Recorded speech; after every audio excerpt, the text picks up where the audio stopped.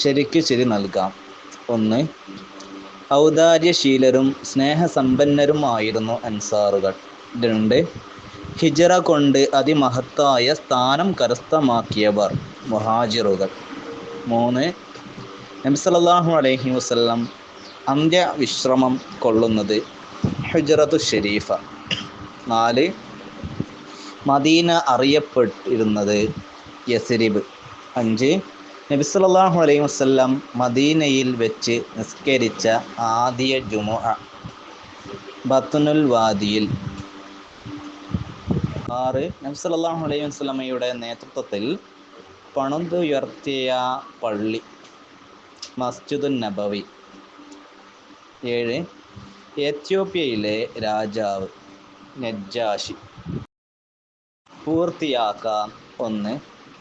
63-ാമത്തെ വയസ്സിൽ നബി സല്ലല്ലാഹു അലൈഹി വസല്ലം തങ്ങൾ വഫാത്തായി. 2. നബി സല്ലല്ലാഹു അലൈഹി വസല്ലം തങ്ങളെ കണ്ടെത്തുന്നവർക്ക് വിലപിടിപ്പുള്ള സമ്മാനം ഖുറൈശി പ്രമുഖർ വാഗ്ദാനം ചെയ്തു. 3. പുതപ്പിനുള്ളിൽ അലി റളിയല്ലാഹു ആണെന്ന് മനസ്സിലാക്കിയ ശത്രുക്കൾ വെപ്രാളപ്പെട്ടു. പൂർത്തിയാക്കാം. 4.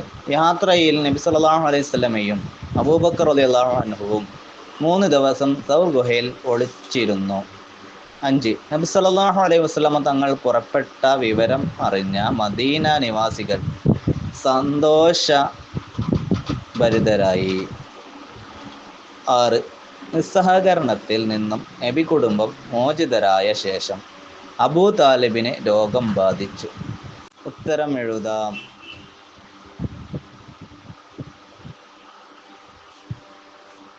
1. മദീനയിൽ താമസിക്കാൻ ക്ഷണിച്ച അൻസാറുകളോട് നബി സല്ലല്ലാഹു അലൈഹി വസല്ലം എന്ത് പറഞ്ഞു? താമസ സ്ഥലം തീരുമാനിക്കാൻ ഒട്ടകത്തെ അനുവദിക്കുക, അതിന് കൽപ്പന വന്നിരിക്കുന്നു. 2. നബി സല്ലല്ലാഹു അലൈഹി വസല്ലം തങ്ങൾ മദീനയിലേക്ക് പുറപ്പെട്ടത് എന്നായിരുന്നു? നബുവത്തിൻ്റെ 13-ാം വർഷം റബീഉൽ അവ്വൽ മാസത്തിൽ ഒരു തിങ്കളാഴ്ച. 3. ദാറുൻ നദവയിൽ യോഗം ചേരുന്നതിൻ്റെ ഉദ്ദേശം എന്തായിരുന്നു? നബി സല്ലല്ലാഹു അലൈഹി വസല്ലമ തങ്ങളെ ഇല്ലാതാക്കുക എന്നതായിരുന്നു യോഗത്തിൻ്റെ ഉദ്ദേശം. 4. മുനാജാത്ത് എന്ന് പറയുന്നത് എന്തിനാണ്? നബി സല്ലല്ലാഹു അലൈഹി വസല്ലം തങ്ങൾ അല്ലാഹുവുമായി നടത്തിയ സംഭാഷണത്തിനാണ് മുനാജാത്ത് എന്ന് പറയുന്നത്. വ്യക്തമാക്കാം. 1. ഇസ്ലാമിൽ അംഗമാകുമ്പോൾ അലി റളിയല്ലാഹു അൻഹുവിൻ്റെ പ്രായം 10 വയസ്സ്. 2.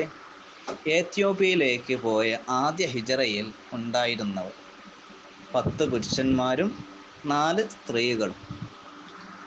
3. നബി സല്ലല്ലാഹു അലൈഹി വസല്ലം തങ്ങൾക്ക് ആമുൽ ഹസൻ ഉണ്ടായ വർഷം നബുവത്തിൻ്റെ 10-ാം വർഷം. 4. നബി സല്ലല്ലാഹു അലൈഹി വസല്ലം തങ്ങൾ തായിഫിലേക്ക് പോയി, എന്തിനായിരുന്നു ഉദ്ദേശം? നബി സല്ലല്ലാഹു അലൈഹി വസല്ലം തങ്ങളുടെ ബന്ധുക്കളായ സഖീഫ് ഗോത്രക്കാരെ ഇസ്ലാമിലേക്ക് ക്ഷണിക്കാനും അവരോട് സഹായം തേടുവാനും. പൂരിപ്പിക്കാം. 1. അങ്ങയുടെ പ്രാർത്ഥന അല്ലാഹു കേട്ടിരിക്കും.